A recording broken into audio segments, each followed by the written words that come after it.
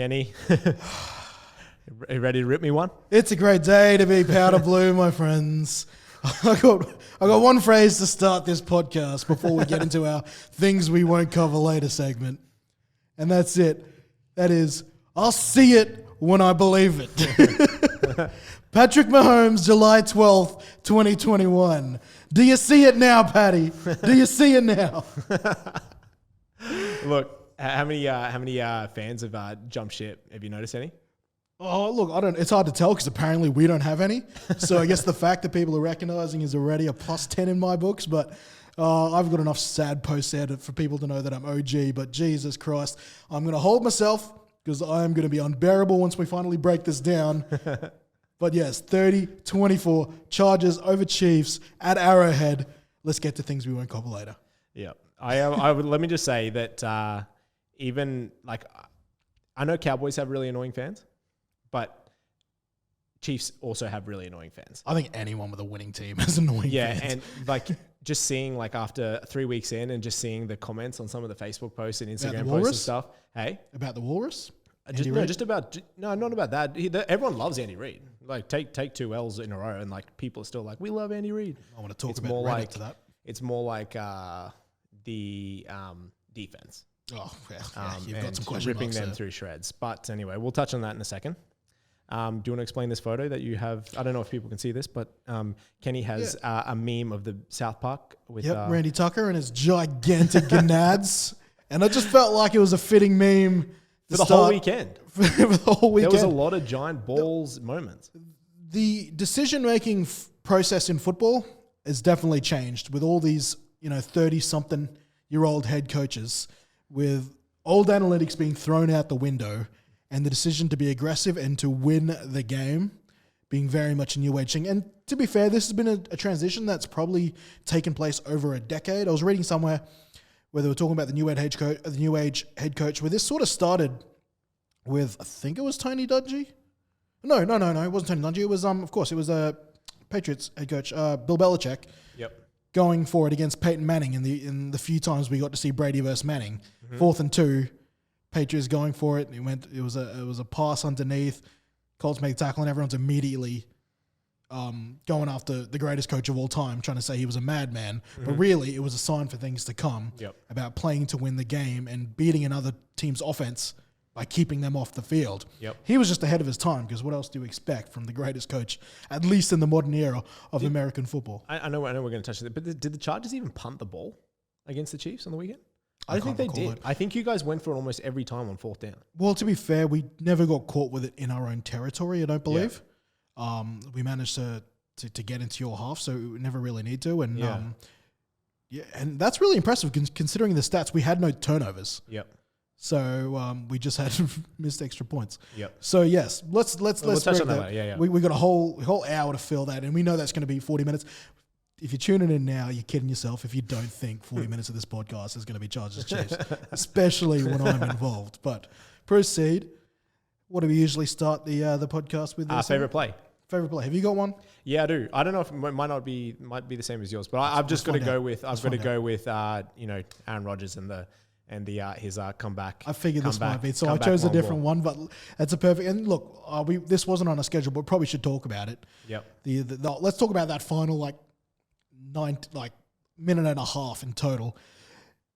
I think I saw Twitter, Reddit, and YouTube and all things blow up once Juszczyk scored that touchdown. And I think that's not the first time Juszczyk has scored a go-ahead touchdown with possibly too much time remaining. Yep. And I don't think I saw any 49er fan truly excited about that play. No. Which is crazy considering the Packers had no timeouts. Yep. Less than a minute. And San Fran faithful knew that was too much time. Yeah, it's wild. Against a man that Stephen A. Smith says is a bad man. I think if he hadn't have been hitting Adams all night the way he was, I probably wouldn't have been too concerned. But the fact that pretty much any time he threw the ball to him, they either got a pass interference call or Adams caught it for a big gain. So, and are we at all sketchy about the whole HIA situation. That man got knocked the hell out. It was back 3 plays later. That was bad. I don't know how he came onto the field. Mahomes in the the playoff last year against the Browns, he got knocked out in the third quarter. We were like, oh shit. I don't know if we're just softened by the. I was like, he might come back, and it's like, nah, he was gone, and that didn't even look that bad. Whereas Adams literally got like a helmet to the chin. Helmet, directly. Like that's in the knockout spot. So I don't know. But maybe we're probably should have been called as a foul in the first place. 100%. And did you see the logic behind why they didn't? Like because the ref was in the they've changed where the deep charge is now going to be, and it was behind. And fair enough, in real time, he couldn't see that. It looks like a fair shot to the chest. How come that's reviewable in college and not the NFL? Good fucking question. Yeah, that's crazy. And again, we've watched the whole season of NRL where this thing is completely our mindset regarding head injuries. It's so softened compared to where it is in the NFL. But like they're taking that so seriously too after all the concussion It'd deals. be interesting to see, like obviously you see in the NBA and the NRL and things like that when there is like a cheap shot that the ref missed. Players tend to lie down. When you got the NFL, like if they know that they can't review it, players can get back up, but it's obviously that HIA thing that can come and bite them in the ass as well. Yeah. So I mean, I don't think anyone's doubting that what's his name? That Devontae Adams wasn't hurt. I mean, that was a clean shot from a hard hitting safety. Yep. Clean shot. That was a clear shot to the head from a hard hitting safety, which 10 years ago would have been lauded, but that's just not on nowadays. I just can't believe that's not reviewable when there is. I mean, with all the things they allowed to review. Yeah, well, I just don't know. Fair enough if he went and got the evaluation and came back that quickly, but I don't know how they did it that quickly. Because usually, like, players miss at least a full quarter, don't they? Well, it's a while, but I mean, maybe he's the freaking master of passing HIA tests.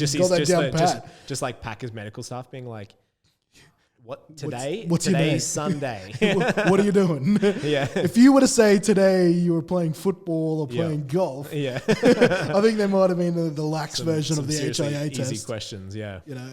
But yeah, that was pretty crazy. Like to be able to get into field goal range with 39 seconds is. What do you make of the San Fran? And keep in mind, this is supposed to be known as one of the most aggressive defenses around. What do you make of their incredibly soft coverage on the back end? Yeah, well, same thing happened in the Super Bowl. We ran that wasp play, and Tyreek Hill managed. The game was almost dead, and Tyreek Hill managed to find his way open. God knows how. But yeah, that's been it's happened a couple of times now to the San Francisco secondary. I don't understand the look. That's the way you defend it if you're leading by 7, not leading by 1. Hell, maybe even leading by 3, where the worst case scenario is you give up a game tying field goal. You're defending 1 point. I think at that point, you've almost got to play some sort of loose base. I just couldn't believe they were willing. He almost caught it on the play before. Yeah. And that would have put him in field goal range as well. Exactly. And I just don't understand why you're not challenging him to throw to some other goddamn random like the Lazard King or, Equinemius, whoever the frick his name is. Anyone else other than the guy who's already got 200 yards on you for the day. That's outrageous to me. Yeah. I mean, they did somewhat do a job on him on the second half because I think they managed to tweak a few things, but still, like he balled out Adams that day. You give him the harder decision. You take the easy decision away from him, but I'll tell you what, for Packers fans, isn't that another vintage Rodgers moment that you're not going to see after this year? And once again, though, Rodgers, I look forward to seeing his interview with Pat McAfee later tonight, which is going to be amazing. And again, just for all the people who took their opportunity to jab the hell out of Rodgers for someone who didn't care, someone who gave up on the team, his training habits weren't there anymore. You just watch, there is an angle of Rodgers at that game-winning field goal, and that man, you can tell, is still well and truly invested in this team. Pumped. So, he was pumped. And he was nervous, but the way that he was down on his haunches, he looked like a fan out there waiting for the field goal to go over. So I don't think Packers faithful, you don't have to doubt that Rodgers is still invested in the success of your team. He is well and truly the same old A-Rod. And obviously, other big giant ball moment was Tucker's field goal.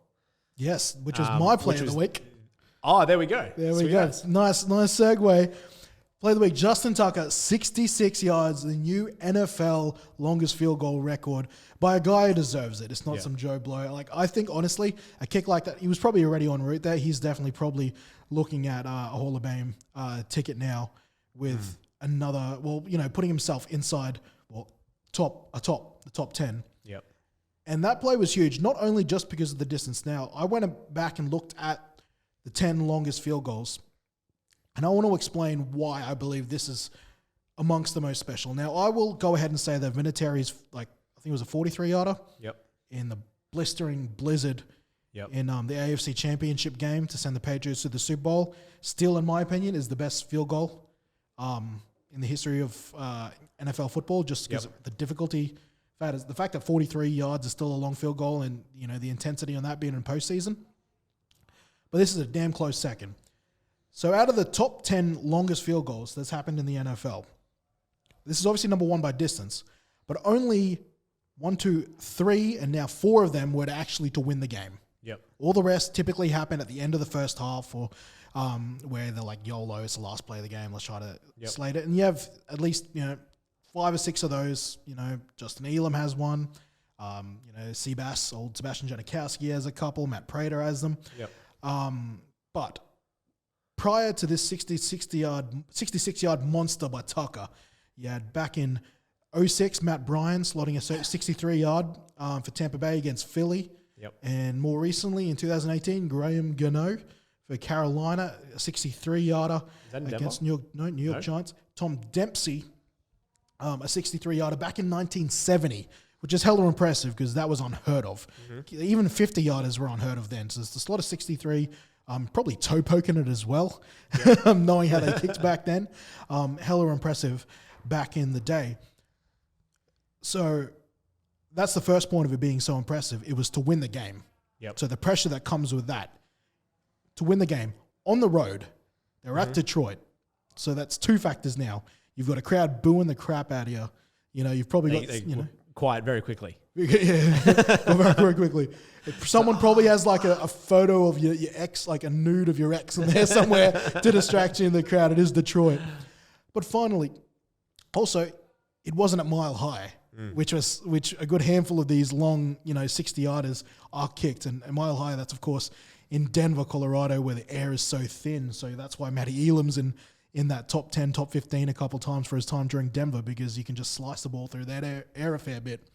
I would also argue you could say this is probably an easy point. It was indoors. Yep. Somehow you don't have to deal with wind, but I counteract that and say that means he definitely didn't have a breeze behind him. Yep. So that was all the leg of Justin Tucker.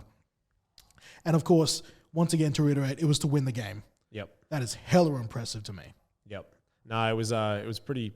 I mean, I think the commentators touched on it. I think he was practicing at about 60 yards in pregame, but then because obviously, and I think he was missing them, or he was just short.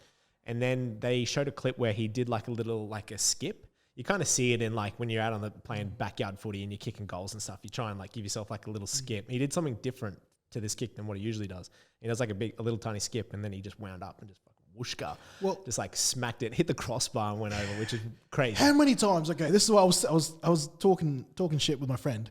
The crossbar is like the bouncer at your favorite club. Yeah. 9 times out of 10, if you were at all half cut, they're going to tell you to keep walking. This is the one time the bouncer goes, you know what? Yeah. I think you'll be right. Yeah. Come on in. Like, honestly, how many times do you see kindness shown from the crossbar? Yeah. Unbelievable. And honestly, I'm a big fan of Justin Tucker. One of my favorite moments from Justin Tucker. Do you remember? They were one of the first games that got covered last year during COVID, no fans, and they're focusing on having more of the players mic'd up. Or they can't mask the players, being noised. And I think it was the first field goal attempt of the year, and Justin Tucker slots it from like 39, and you just hear him just loosely off the mic. It'll sound a little like this. Still fucking got it. After he slots it. I think he's a champion. I'm very glad to see him in the well deserved in the record books. Yep. I wanted to sneak a cheeky extra one in there. The opposite. This record was tried to be broke. Yes, it was a 60-yard attempt. Yeah, the only thing the Jags have had to cheer about in a very long time. Jamal Agnew, the former running back / wide receiver, that's why he wears 39. Yeah.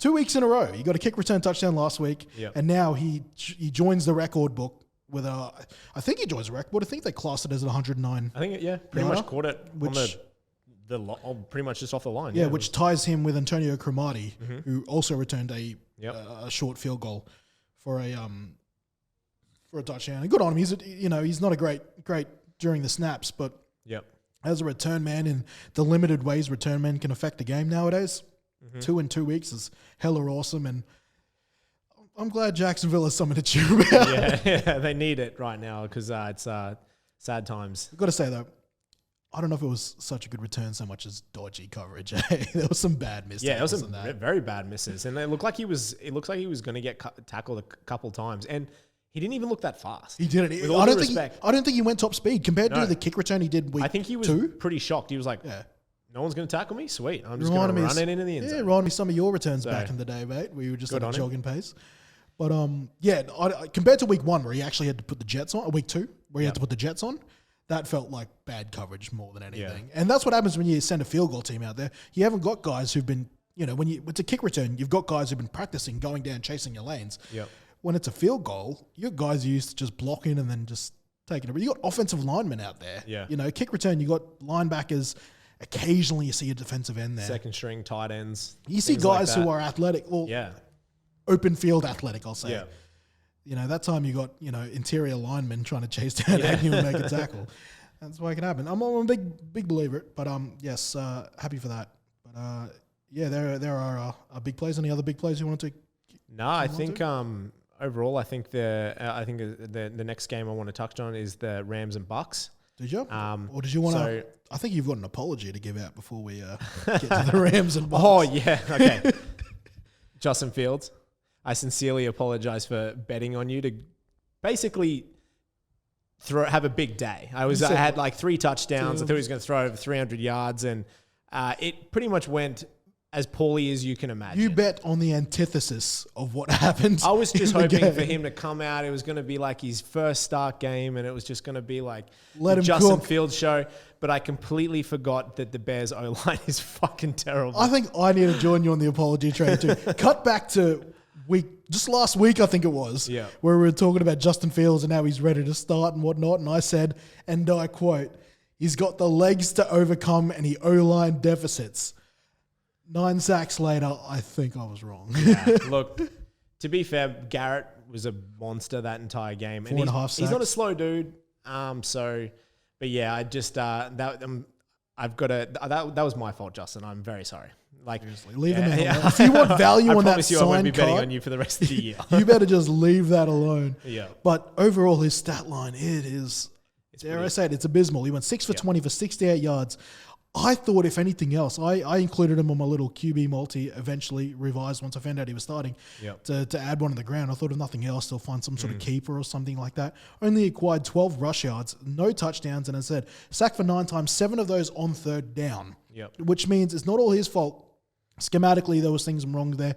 In my opinion, when they're on you like that, you've got to change the launch point, and they tried it a couple times, but it was a couple times not enough. Whereas they needed to get some sprint outs. They needed to get some bootlegs and just change where Myles Garrett could just get off the line and attack. And they did not do that. And admittedly, the O-line let him down. Schematically, Nagy let him down. And he's got to shoulder his level of the blame too. But when he can't even generate yards on the ground, that's outrageous. I thought for sure they'd just have a rush lane breakdown and he would break off for a big gain, but nada. I saw an interesting stat. It's something that on average last year the standard QB had something between 2.5 to 3.5 seconds or something like that. Justin Fields was, I think, 0.69 seconds. That's the length of 0.69. That's unbelievable. And then somebody's after you. So I don't think this is I don't think this. I've seen Justin Fields play in college and I watched him. I think he's more than capable once he does get a bit of time that he's gonna be fine. I want to get angry at Nagy, but at the same time, he's still the same guy who got Mitch Trubisky to the best QBR record a few years ago. Yeah. So I've got to have some sort of belief there. Did you have that? I reckon the best meme to describe probably for Bears fans right now would be that they're like the frog that how overcooked, we don't realize. Yeah, it's they're like put Fields in, and then now that Fields is in, they're doing the completely ignore, pretending that it didn't happen. That describe Bears right now. Yeah, I think that's a great point because now myself included, yourself included, Curtis included. Yeah. Perhaps now this is where we're going to give Nagy respect and understand why he didn't want to play him. Yeah. He obviously knows the team better. He knew the team wasn't in a position, or perhaps Justin Fields still not quite in the position. He's not, you got to put him back in the oven for a bit and let him cook. Yep. Because he just did not look prepared for that. The offense did not look prepared for that. So what do you reckon they do now? Do they go back to Dalton if he's fit, or do they stick with Fields now? I don't know. I think the toothpaste. Because does that just as a player, does that just rattle your confidence? But I feel like someone like Fields has probably got more confidence. When you hold the swagger like Fields has for the last 5 years, including his collegiate career, I think you need to roll with it. That's bad damage to your brand. If not, I think the toothpaste is out of the tube now, and you might have to roll with it. Yeah. Because now look what happens with Tua. Look at Tua's headspace is all over the place. Yeah. So is his injury report. But with Fitzpatrick coming in late and whatnot, I just don't think that's the makeup. Yep. For developing a young quarterback. I understand it's a hard and everyone's built different, but you need to treat them like kids sometimes, where you just got to make sure their psyche is good at during this early development stage as a professional. Yep. And the last thing you probably want to happen is Zach Wilson and the Jets and what's going on over there. And they were booing him after that third pick or second pick. 0 points. And this isn't against like someone like the Bucks or like that, or just a team with that's solid. This is the Broncos, which is not up there as one of they're putting some good performances in, but it's against the Broncos, and to put up 0 points is pretty abysmal. The difference is, I will take the Chicago Bears attacking weapons over the Jets every day of the week. Yep. There's actually talent there. Yep. Allen, Mooney. Yep. You've got some solid help there. Komet, who I think is actually a good receiving target. Yep. Who have the Jets got? Anyone decent is currently on the injured. Yeah, true. Injured reserve. It's young quarterback's hard. It's a bit of a roll of the dice. Yeah, I mean, it's completely not what I expected as well. I thought what's his face, Trevor was going to come in and he was going to do a somewhat decent job for the Jags, but we haven't quite seen it yet. Obviously, Zach Wilson and the Jets haven't done anything, and then obviously Justin Fields' performance on Sunday wasn't exactly great either. So right now, looking. Oh, not even Mac Jones had a bad game. It was a bad day for the rookie quarterbacks. Trey Lance was okay. He came in, made some plays. Yeah, again, it didn't have the pressure of starting off. But that fourth down play, surely they sacked all the wide receivers on one side, and then they brought him in. They're like, wouldn't you just be like, there's something going on here, and surely he's running. So just one or two players, but did they not have any timeouts or something? I'll be honest, I was passively watching that game until the back end. Yeah, so I don't think they had any timeouts, and I think they basically he got in there and he obviously then just ran around it. Yeah, it was like a version of a swing very easy touchdown. Right? Yeah. So yeah, they're gonna have a decision to make. I mean, I really thought they would just. I don't know what their plan is with Garoppolo, because Garoppolo's playing good enough. Yeah, he's fine. To see out the season. Anyway. That fumbled throw though, which I thought almost cost them the game. Well, effectively, you could argue did cost them the game. That was so bad. And the fact that he even tried to remonstrate and say that it was forward, it was a forward pass. I don't think Jimmy's that was bad, bro. Peripheral vision isn't up there with some of the other quarterbacks in the league. For some reason, he seems to always get hit as he's throwing or whatever. And I just don't think that not that I can talk, I probably would be just as shit at it, but you can kind of sense that even, with players like Mahomes and they've got that Herbert and stuff like that, they've got that awareness that somebody's not they kind of know okay, I'm going to get tackled, but I need to get this ball out. Whereas Jimmy always seems to get hit and he's a little more oblivious, flies off everywhere, and I don't know, but which is crazy to think. I think he's good enough to see out the season. They see how he goes. He's there. Lance is in a very good spot. If you look at it, which is crazy to think, if you look at him in college, he ran a 5-wide hardcore spread, which kind of needs you. You're naked all the time. It needs you to be that aware. Yet his most successful year has been when he's been throwing out a max protection or hard stuff out of that through the successful Super Bowl year of the San Fran of the 49ers. So I can't. Yeah, it's hard. I've been a big Jimmy G fan for a while, but just something seems to be missing off the top end of that. Yep. And I can understand why there's always question marks. He seems like a quarterback who can play. He can be the final piece of a really good supporting cast. But I don't know if he's the type of guy who can overcome glaring differences, and that's where your top elite guys are. Your Brady's, your Mahomes. I want to say Herbert, but we don't know yet. But, you know, those sort of guys. But, yeah, it'll be interesting to see come the trade deadline what they're going to do about that. Yep. Again, though, maybe they're just going the same route Kansas City did with Mahomes, and they'll just keep him until the double-digit weeks and then figure it out from there. But it's always nice, and it's a luxury if you're a rookie. If you're willing to be sat and you can be sat, it's a luxury, and I think it can only really improve your game. As I've said many times on this podcast already, rookie quarterbacks come in with an expectation now, and to be able to sit is an absolute luxury. Yep. And I mean genuinely sit, not have some hobo in front of you. Yep, for sure. And obviously, speaking about quarterbacks and Tom Brady and the Rams. Oh, hold on. The Rams, the Bucks got humbled. They did. A few injuries on defense again. They did. So secondary in particular. It's kind of. I was talking to someone today actually about how the league is just opened up completely now. Like the Rams probably look the most scary. Do you agree? Yeah, right now? Especially I think once they find a running game and complete it a bit more, but right now Stafford's doing more than enough. And the notes I took while watching this game, and admittedly I was watching it relatively passively, it was a situation where Rams, like it started off as, you know, that arm wrestle. Yep. You know, especially over the first couple of drives each. And the Rams found a way to get into fifth gear, and the Bucks to me seemed to struggle to get out of third. Yep. So I don't want to use the same situation, the same old cliche that they couldn't get out of first gear. They did. I mean, Brady still threw for over 400 yards. Yep. But they couldn't really get out of third. In other words, they couldn't keep up Yep. with the Bucks. They found a way to get into top gear. Yep. And geez, it was fun to watch Yep. that offense and Matty Stafford Yep. get into full gear. And Matty Stafford ended up with a huge day, 343 yards, 4 touchdowns, clean sheet on the other side of things.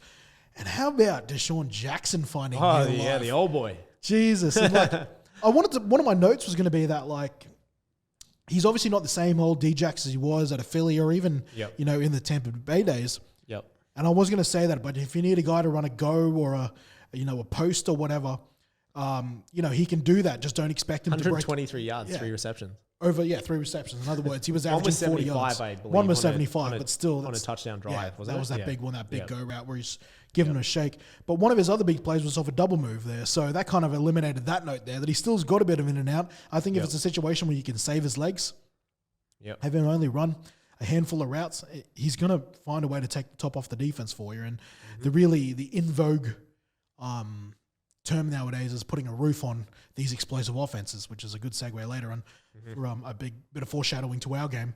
But and on top of that, Cooper Kupp. Anyone who snagged Cooper Kupp in fantasy after round 3, you're laughing. Oh yeah, 9 receptions, 96, 2 touchdowns. He's doing amazing. He definitely looks like Stafford's go-to guy as well. You kind of need, when you're creating offense nowadays, you need guys who can attack all 3 levels. You know, if you want to talk about breaking the defense into 3 levels, your first level, second level, and third, you got your D-Jacks now and even Woods who can attack you downfield, soften that up, and then you need someone who can dominate that middle bit there. For you guys, it's, you know, Travis Kelce. For them, it's Cooper Kupp. Who can run, you know, the dig and an out to the best of them, and that's exactly what they did here. And on top of that, the defense made plays when they had to. You can't say the same for the Buccaneers defense, albeit they're facing a few key secondary injuries, which will be huge for them moving forward. Because they lost Sean Murphy-Bunting, one of their starting corners in week 1, dislocated his elbow. That was the arm injury we were talking about in our first one. Jamil Dean and Carlton Davis both spent time on the bench last week from injuries in there, and now Jamil Dean left and didn't return to the game yesterday, so we don't know what his situation is. So they're down to, you know, cornerback 4, 5, and 3. That's going to be hard. I mean, Tom Brady can't throw. I don't know if you want Brady throwing 50 passes each week here.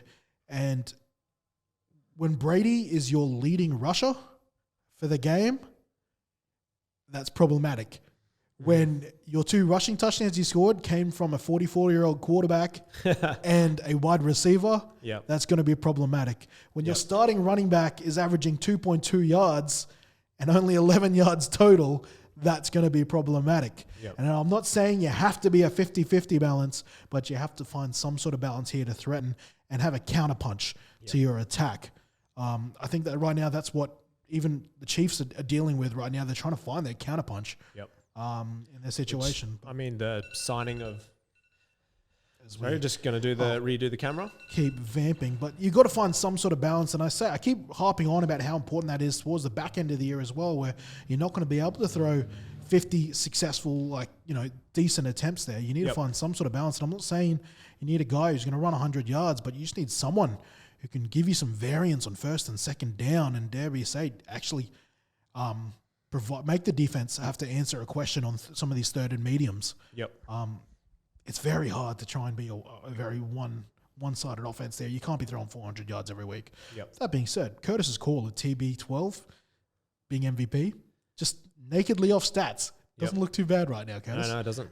I mean, Stafford to be up there in the conversation, and obviously your pick, Herbert, is still... I don't know. Statistically, after week 1 and 2, we'll see how we go. And Matt Stafford definitely is an amazing bet right now. Yep. Especially if they feel like they need to, edge towards more of the passing game. Yep. But if Brady has to play like that every week, it's not a bad bet. On top of that, where was I going with this? My bet of the Bucks going 17-0. Oh yeah. Out the window. Yep. And who was I think we were talking about who was your worst? Who was the team you wanted to go? Colts. They're on track to. They're on 0-3, so they're still. That's not a bad bet. If it was one of those situations where I can cash out, I'd love it. I think the Jags. Jags are looking horrible. Jags. I'm hoping for some resurgence. So that's why I'm rooting for the Jags every week, because right now 0-3 is not bad. Yep. And talking about Tom Brady while we're on it, first time returning to Lombardi Stadium? Is it? Back to Gillette. Gillette Stadium. Yeah. For the first time he's ever faced the Patriots, and it will be against them. So of course, it will be against them. And that'll be huge. And quite frankly, after last week, I'll be backing Brady here in this little first meeting of the X's. Yep. Because, again, Brady's like we said about Rodgers. Well, it's a weird one because Brady didn't necessarily have a bad game. His offense had a bad game. Yep. As I said, 0 running attack. They gave up 5 key penalties, I should say. They had 3 false starts, which I will make another mention. We talked about SoFi and how amazing it is right now. Yep. You don't really see the benefits of when the Chargers are playing there because, quite frankly, it's at best 50% opposition traveling supporting cast. But when it's the Rams, who I still say is the team loved by LA, that was a true home field advantage. Yep. They, that caused 3 false starts for them there, and OPI, which obviously is irrelevant in a legal formation, which would drive-killing penalties on top of a couple big sacks. But from what I've heard from other people, and a couple of analysts out there, SoFi hella loud when you've actually got home supporters. Yep. So apparently it's enough to give the to clearly beat. Well, everyone talks about the 12th man in Seattle being the roughest stadium to be in. Apparently it gives that a run for its money. So there you go. If we can actually garner some support. Well, it's definitely a game that I'll be keeping an eye on. Well, especially Patriots coming off a bad game against the Saints. Yep. I loosely watched that. New quarterback, Brady Light is in number 10. Name escapes me. Quick hit me. Mac Jones. 2 bad. Well, the 2 picks. One was a pick 6. He was hit while he was throwing them, both of them, I think. Yep. So I don't want to be too hard on him there. Yep. But again, they struggled to get their running game going, and that's kind of what their identity is going to be. Yep. I don't think they're going to have enough gas to keep up with Brady. Nah. And I don't think they're going to have to find a way to threaten this loose secondary. Yep. Of the Bucs, and I don't know if Mac's ready to do that. They did throw the ball 50 times. That'd be pretty cool if he comes out and just throws dimes all night. 4 touchdowns, 350. It'll be hell. But, the Patriots have been known for almost arrogantly game planning. What do you think? How do you think the fans will, what's the word for this with Brady? I don't think they'll boo him. Welcome him? No, I don't think they will either. I think it's pretty common knowledge now that he wanted to stay. It wasn't an ugly divorce for his standards. I think he's the good-looking stepdad. Yeah. And I think right now, not stepdad, biological dad. And I think, if the Patriots fans are the kids of this divorce, they're going to be stoked to see him and go, play ball with him. Obviously, maybe that changes if he drops 3 touchdowns on him early. Yeah. But I think all those Super Bowls not enough? I mean, come on. You seriously, you are... You want to talk about annoying fans? If anyone boos him in that stadium, I swear to God, you bloody entitled children. Yeah. Patriots fans, man, they don't understand what they've got. Yeah, it'll be pretty cool. I really hope that they give him the respect, and I'm sure they will. I think the stadium will get a warm reception. And, I think his first snap he'll get clapped. I think that's how much respect he's going to get. Oh, I reckon too. You ignore everything that happens in the fourth quarter. Yep. But how the fans truly feel about you is how he gets welcomed back into that stadium, and I honestly think it'd be a standing applause. I would not put it past him. Yep. Yeah. Me too. You know, he is Boston's favorite son from North California. Okay, you want to tell me a new one, or you want to keep going with the? I think I've respectfully held off. Speaking about respect, to reattach to my original, I'll see it when I believe comment from Patty Mahomes, who answered a Chargers fan chatting a bit of shit on a charity golf day. To Mahomes' credit, that was the first question he was asked. It's like, how do you feel about that statement? And he just fronted up the media and he goes, well, I guess I believe it. Yep. So I hate that I can't hate him. Yep. That was a classy move. He was even wearing royal blue there. I think that's for the baseball team. He now has a fair share of owns in there and in Kansas City. I almost felt like a secret bet between him and what's his name, Justin Herbert, as in like he had to wear the opposition collars, the thing there. But we kind of touched on it loosely there, but we can't not head this conversation about there. Once again, I will use the quote, the size of Brandon Staley's balls were on display there. We had a situation, where we had to, firstly had to come down and we had to just tie the game or whatever to get the 3-pointer there. Yep. We left you plenty of time, Mahomes. I think most people would have comfortably backed Mahomes to put together a drive to get scored. I think even the commentators said, shout out to your D there. Like, you shut it down pretty well. I think going there, we forced 4 turnovers, which quite frankly is an understated factor of the game because of the way it finished. Mm-hmm. Chargers got 4 turnovers to 0. We won the turnover battle 4-0, and you're not going to see many teams lose a game. You can't, like, regardless of what you say about the defense and stuff like that, the offense lost us that game. Yes, the defense may have lost us the week before, but the offense lost us the game this week. You can't have 4 turnovers and expect to win a football game. And on top of that, like, to pump up my Chargers tires again, I would argue at least 2 of those turnovers were from us wanting to go and get it, not 100%. Just gifting it. You could argue there was a bad miss, the Asante Samuel Jr. Yep. That was off their hands. That's 2 weeks. I'm just going to put it out there. That's 2 picks in 2 weeks for ASJ Jr. Yep. Rookie of the year. Come get it. And then there was the overthrow at the end, which was on that drive that gifted us the opportunity there. Yep. I think most people would have been willing to bet. The Mahomes overthrow? Yeah, the overthrow. Yeah, but that came from good pressure and just good coverage. Well, I also want to... There was not one of our players was open on that throw. It was just basically, and in hindsight now, we literally should have, lucky you can throw the ball bloody 60 yards because it basically would have been the same as our punt, essentially. So, but yeah, it was good coverage and you guys got the ball and it ended up winning the game. It's a weird situation where I'm defending your quarterback here. On top of that, and this plays into what happened to the back end of the game, there was a crazy cross breeze that was probably diagonally aiming from behind you guys there, which makes sense to the way that ball was overthrown. Yep.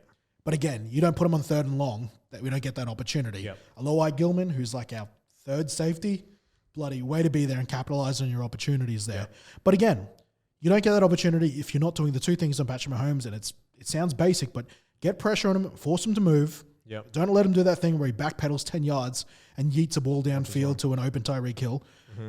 You want to talk about what I talked about earlier, putting a roof on that defense. We forced you guys to make a long drive. Yep. Your offense is predicated, I said it last week, on home run hits. Yep. You didn't get any of those. Maybe the one where you got into a field goal range back into the first half there.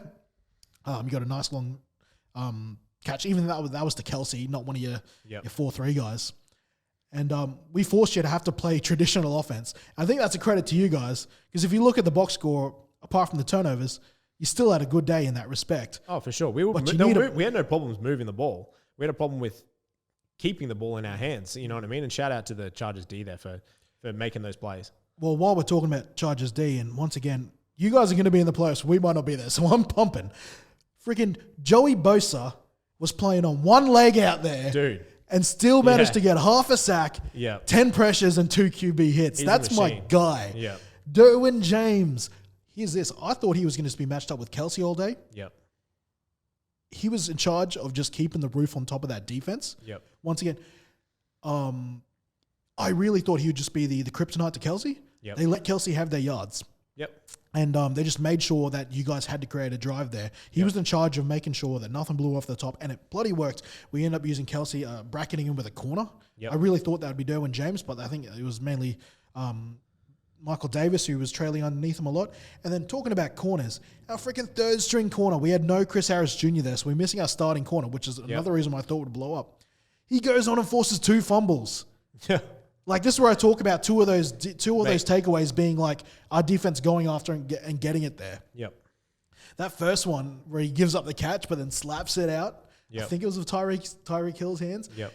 And then there's the other one on Clyde Edwards-Helaire, both recovered by Michael Davis. Yep. So I'm super proud of that. But let's go back and break down what happened to win the game, because this had me so confused and so nervous. I could barely feel excited after it happened. So let's take it down.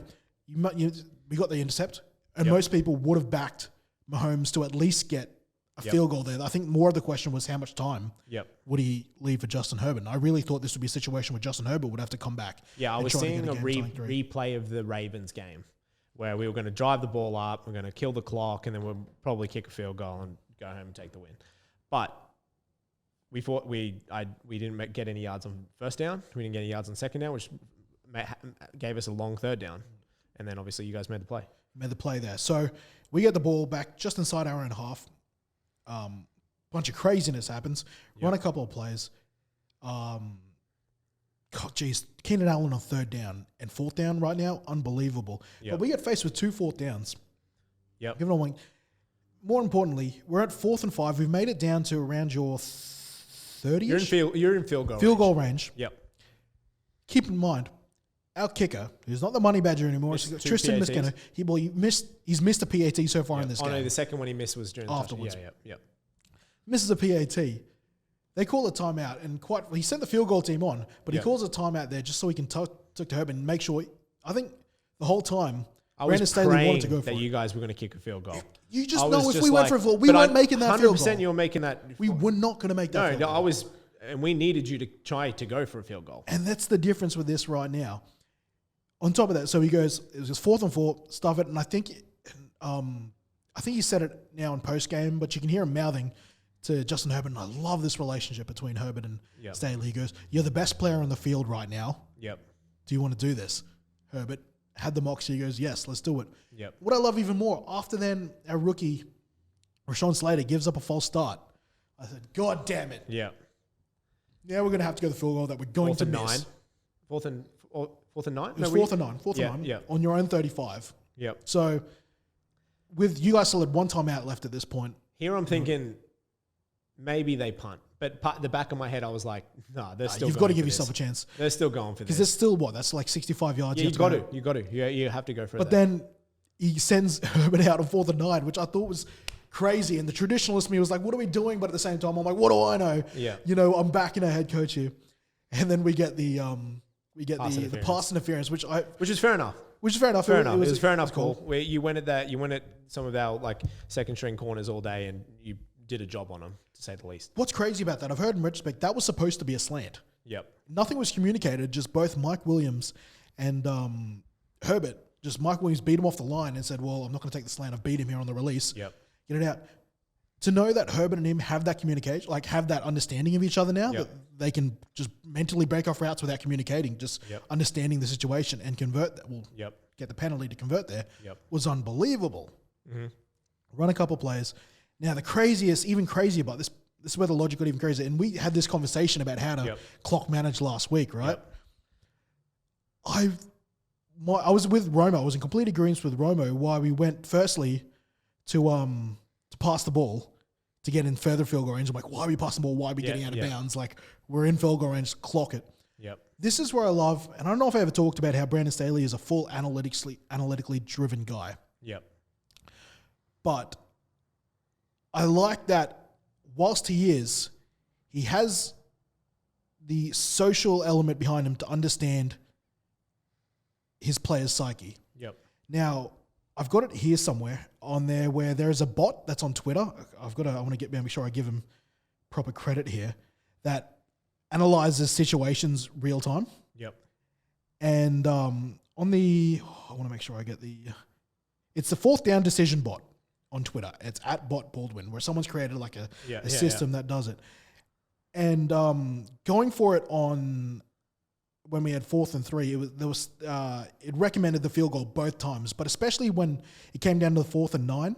Yep. Apparently going for it was like dropped our percentage down to 48%. Yep. So him knowing his players well enough to know when to break off the analytics is a good sign to me. But yeah, going down, throwing it, getting ourselves inside the 10, I'm like, at this point, run the ball, make you guys use your last timeout. Yep. And just kick the game-winning field goal. Yep. Once again, understanding that we haven't been kicking well. There's a crazy cross breeze. Yep. Now, I thought they were a bit crazy. We end up throwing the ball, jump ball, Mike Williams scoring the touchdown. Yep. Again, that's crazy. Like Romo said it right. It's like they scored the touchdown, but I ask, why? Because we've left 30 seconds on the clock. This is kind of what I was saying about. Yeah, I was about to say this kind of works in your favor. Going out and giving your best players the opportunity to win you the game. You know what I mean? Like if that play is what, in your opinion, like Mike Williams is definitely, Herbert's number 2 guy. Like he's played two good games in a row now. Three. Yeah, say 3, but yeah, and so he's definitely like solid dude to go to, and to have the balls to give it to Herbert and say, go out there and win me the game, is what I was getting at last week when we were running the ball against the Ravens. Go out there and just let Mahomes pass it to Kelsey for 50 yards and score a touchdown. I will emphasize, again, looking at the post-game. Very different. Yeah, I do. Yeah. No. I want to say that works in your favor. That is an example of why you wanted to do what you wanted to do. Yeah. I will say, though, it has come to light, though, that was a run play. Mm-hmm. Staley, was it? It was a run play, but that run play has an installed tag. Yeah. That says if you've got the jump ball there, you can take it if you've got the matchup. Yep. Which obviously Mike Williams versus freaking Blowhard Hughes yep. Is on there. But it's one of those situations contextually, most people, and I think Staley included, would have assumed that you just kind of ignore the jump ball in the situation and you just take the run, you put us into to field goal range. So I don't want to give Staley too much credit for that, because I was originally, after the game, I was thinking, now, newsflash, we score the touchdown, we missed the extra point. Yep. Albeit the field goal we would have taken would have been closer than where the extra point was. Wouldn't have been by that much. Yep. So I was going to say, wow, he knew that we were not in a position to kick this field goal. That's why he went for it. Yep. It was actually Herbert who deserves the credit for this. Yep. Where he took the tag, the alert audible there to take the jump ball. Yep. And did it. Don't know if that's youthful exuberance, but it is moxie and a set of balls on himself. Yep. To make that play. Yep. Which is good signs for us. We have a head coach and a quarterback, not necessarily on the same page. Staley wanted to run play in that context, but both of them have the same mentality of wanting to win it. Yep. Which is what you need to do against the 1 year removed world champion Kansas City Chiefs. Yep. So I think both of our points got proven there regarding last week. But the fact that we have gone to the Super Bowl, won the Super Bowl, gone back to the Super Bowl, lost Super Bowl, the last 2 weeks where we haven't looked like back-to-back Super Bowl team. This is what I wanted to say and get a bit cheeky with you. Yep. You guys are a dropped punt away from starting the season 0-3 and being at the bottom of the AFC West. No, we are on the bottom of the AFC You West. are on the bottom of the West. By a long way now. But you would have been 0-3. That would have been unheard of. It would have been crazy. And it's like, I mean, it's exciting to see what we might do with Josh Gordon, who we've just signed today. Oh, because he got off the exempt list or whatever. I think seeing Tyreek Hill get double teamed for the last bloody 2 weeks and not being able to do anything has become a real issue. And we really, really needed number 2 wideout. Like we've, Pringle and Robinson, those guys, they do a job, but we need another dude that can, like what you said with the 1, 2, 3. And I think potentially, depending if Gordon can actually stay in the league and not get suspended after 3 touchdowns and 500 yards after one game. I think if you were in Denver, you'd be in trouble. Yeah. But maybe just keep him away from the Mile High apparently, games. marijuana is off the banned substance It is, list. which is another reason why things should be a lot better for him. But I just don't know how that has affected with his previous priors. Yep. Which is so bullshit. Consider all things considered. Like he's a talented dude, and he's a talented dude. I mean, like, apparently he wanted to come to. I've heard now that he had a lot of interest from a lot of teams because of obviously his talent, and he's made the decision to come to Kansas. So obviously, hopefully, being under Andy Reid and obviously the most exciting quarterback in the league. Why wouldn't you? Well, it seems like a no-brainer. It's a pro receiver offense. Yep. You've got a guy who obviously knows how to move. You've got a generational talented quarterback. Yep.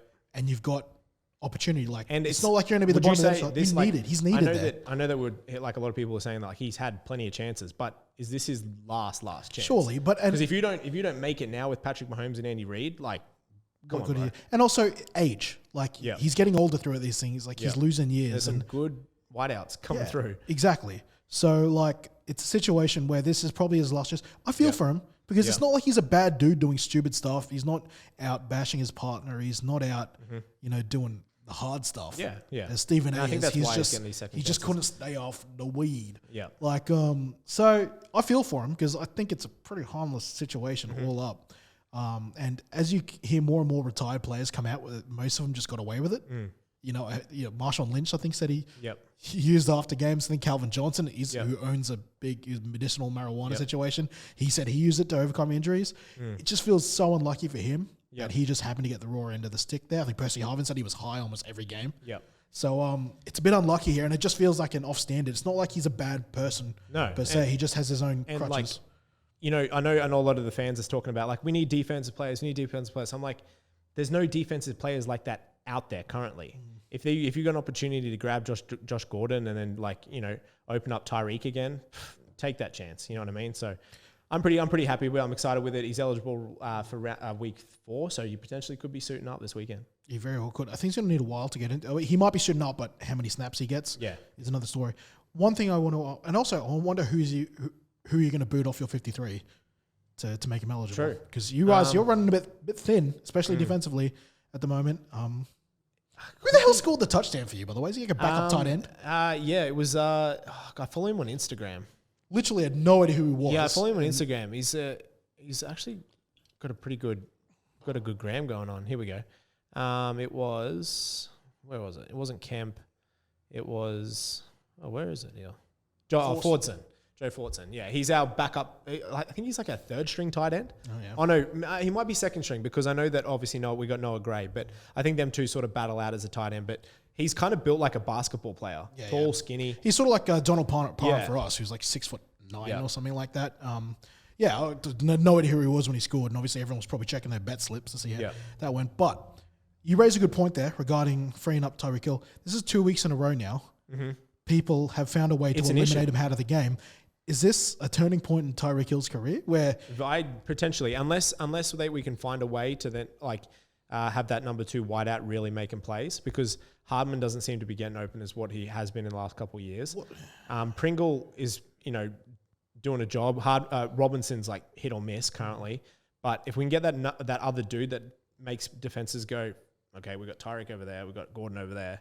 You know what I mean? Okay, you know what I mean. Whereas like now they're just saying just double team Hill, and we'll deal with the others. Here's the situation, though. I have trouble having sympathy for that logic on the basis of you have the best tight end in the game work in the middle of the field with Travis Kelce, who went off over 100 against us. I mean, how much help do you need to get? And I would argue it's not as much that he needs, because like for me, are you saying that like the Batman and Robin duo of Kelce and Hill is no longer? Like, no, I don't think it's gone. The Batmobile tires lost the Batmobile lost a tire or something like that? No, I think like this is, Tyreek made a couple plays early on and then was very quiet in the second half. That's what I'm saying. Like people have found a way to limit him and they said, quote unquote, put a roof over the top of that defense. Here's where I think the issue is. And I'll slide this ironically because he did go for 100 yards on the nose. Did he tip the interception? Was that him or was that Pringle? I thought it felt like it was someone a bit longer, taller. I think it might have been Hill. Possibly. Yeah. But I think this is more of a result of no one respecting your running game. Because Now Hill doesn't have the option to pull those deep crosses off play action. Yep. Where you have the linebackers dipping from their 7-yard drop down to 5, and you have the safety staying deep, and he doesn't have that middle of the field available. And usually, your middle of the field is going to go to Kelsey anyway. Yep. So I think this is more of a byproduct of Clyde Edwards-Helaire not being enough of a factor. Yep. And I want to say he did go over 100 yards, but he still didn't feel like the threat. You know, one thing I've been pretty critical of the Chargers defense over the last couple of weeks, but as I've gone more into the Staley defense and understanding how they defend the run from a too high look, it's actually built to allow 60, 70, 80 to 90 yards. Yep. It's about, because it's not about making plays in the backfield, it's about limiting runs to 0 to 5 yards and making you have to grind that out so they don't sacrifice the pass, integrity defending the pass. Which is the interesting situation there. So I want to put, it's a 100-yard game with an asterisk next to Clyde Edwards-Helaire. I think you guys need to find another option on the ground. This is where I come back to, again, finding balance with your offense. They don't need to be getting 100 yards, but they need to be doing a good enough job to force your second-level defenders to be having to make decisions. And I think right now, in the last 2 weeks, the 2 games have proven that you can move Tyreek back to a quote-unquote one-trick pony. Who just runs, goes and posts and stuff like that, which you can put the roof over the top over. When you take away his intermediate game, not as much as a problem. And I think that's more of the issue, more than, don't get me wrong. If Gordon is anything close to what he was previously for the Seahawks and Browns, it's going to benefit it. You're going to find an option there. I think we need to bring Hill back in, just getting him the ball. So whether it's doing I know Hardman does a pretty good job at it. Where when they do them sweeps and things like that. Yeah. I think you've just got to get it, what it's like playing the game, and even playing all sorts of sport. You just got to. If you don't touch the ball for a quarter or 2 quarters, you get mentally cold. You get cold. You start questioning your when the ball does come to you. You need that dopamine of success. I think they've got to just start bringing in a few more sweep plays. Maybe use Tyreek Hill a bit more and just get his hands on the ball. I want to ask your opinion on the man we were criticizing last week, Clyde Edwards-Helaire. Do you consider that a bounce back game for him? He did score a receiving touchdown. I would have if he didn't fumble again. Another key fumble. Yeah, you can't. You touched it. You said it last week. You can't be fumbling the ball. Your expectation is to hold on the ball. You can't fumble the ball, and that's 2 weeks in a row. And that I think the second fumble was coming off, and then I think you guys went and scored and you were up 14-0. And it wasn't even like an awkward fumble. It was straight up rip out, poor ball security. Yeah, it was. So, but, they still put faith in him, and he had, I think, 17 carries, 100 yards. So he did have some pretty good carries there, but you can't be fumbling the ball. Yeah, but that's a 2-1 start for the Chargers now after that win, which crazy to me is our best start since 2014. So a better start than we ever had in the Anthony Lynn era, even his 12-14 year. Let me ask you this. Is the AFC West the strongest division? No, I still think the NFC West. I think the NFC West. The Rams, you still got the 3-0. Seahawks. The Seahawks, did they win that game in the weekend? No, they lost. They lost to the Vikings. I still think they're a quality team despite that. You got the 3-0 Cardinals, and you got Niners who just need to get their shit together. But you also, Denver are 3-0, Raiders are 3-0. If it wasn't for, obviously we're still we're still, besides us being 1 and 2, we're still a good football team. And you guys are 2 and 1, and you guys can beat anyone on your day, I reckon. Well, the Chargers are. I'd definitely put us in the question. Botched calls from being a 3-0. Yep. You guys are a drop punt from being 0 and 3. Yep. Yes, for the quality of the Raiders. I still think they're being probably underrated amongst all of this. Yep. I think their defense will be found out towards the back end of the year because they're not very multiple. Yep. The Broncos are pretenders. Yep. They're 3-0. Really? They're 3-0 against. That's a big call. Hey, asking me what the record of the combined record. When do you play them? Ask me. When do you play the Broncos? Ask me what their combined record. Ask me what their combined record against their oppositions they've beaten so far. When are you playing the Broncos? Come on, it's not this weekend, is it? Because that would be we're taking on the Raiders, which would be a huge game. Yeah. But ask me. Oh, you got the Raiders. Damn, ask me what the combined record of the Broncos opponents have been so far in their 3-0 run. Yeah, true. No. You know what it is? It's 0-9. Oh, okay. Okay. They're pretenders. That makes it. Who have they They're going to be irrelevant. Oh, they got the Ravens. So that's there you go. That'll be a good test. That'll be a good test for them, for sure. Anyways. But it would have been hilarious. I'm going to be livid. And that's so something that could happen. Yeah. We're at the 59th minute now, so we've done well. What I know.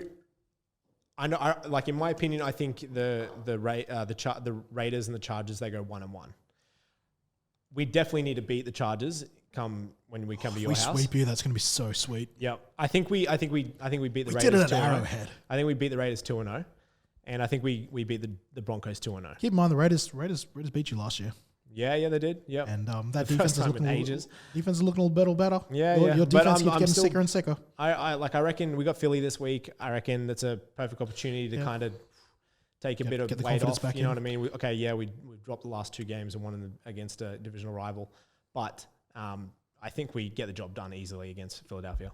We've just hit the hour mark. Yep. I just want to say, as much as I feel for the Detroit Lions, looking through Reddit, looking through all the comments, it is so nice to hear everyone talking about the Lions the same way they talked about the Chargers, saying that, oh, that's a loss that could only happen to the Lions. Yeah. That's the type of thing that could only happen to the Lions. That used to be the Chargers. Very well still could be the moment it happens. Yeah. But for right now, I'm enjoying it. Yep. I'm enjoying being 2-1. I'm enjoying your Chiefs being 0-3. Oh, sorry. Bottom of the AFC. Got ahead of myself. Yeah. We're 1 win away from sweeping you guys for the first time in like 10 years. Yep. And it's at SoFi, where by then we might actually have a supporter base. Yep. Oh. No, it's been overall I'm like another great weekend of games. Another big weekend coming up, and overall the season's just looking super exciting. Like even though we're down 1 and 2, it actually makes me more keen on the season. Like to be honest, like I'm like now. It makes every game from here on out important. Like we literally need to win, a good part of for the next 14 games. We need to win at least 10 of them to put us in playoffs, especially if the Raiders and you guys keep putting on. I said your floor should be 13 wins. Yep. So geez, if you started 0-3, that'd be bloody difficult. Yeah, it would have been. But I still think. I mean, yes, I understand. Play to your identity. Just keep firing up that offense. You need to find something on that defense. I know you've got a linebacker who's supposed to be coming back. That you're pretty excited about. He's I think week 6, so it's still a few weeks off. But Gay will be back, and I'm excited to see what happens when he gets there. LA Rams seem to be the new the big boys on the block. Yep. So, a lot of good things coming out of LA right now, football wise. Yep. To finish this off though, we've just passed an hour. You got any bets you're putting forward on the record? No, I didn't actually get time to have a look at the. I haven't even really touched on who's playing this weekend, but just from looking at this from a glance, obviously the Patriots Bucks is exciting. But in terms of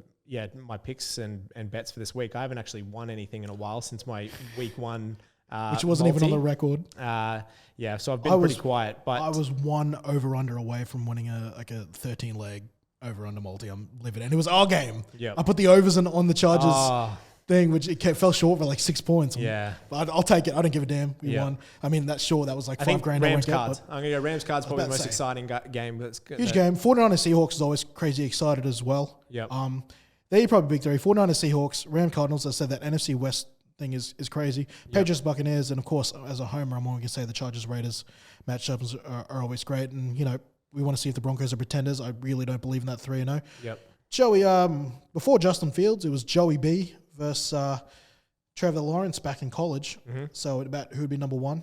Obviously, Trevor Lawrence stayed another year, so that Bengals-Jaguars game could be exciting as well. But I guess my one multi is I believe the Chargers are currently only -3 on the line against the Raiders. That Raiders defense is terrible. Take it now before it goes out to 6 points by the end of the week. Nice. There you go, guys. Remember, bet with your head, not over it. Sometimes over it. You'll be right. Peace out. All right. Well,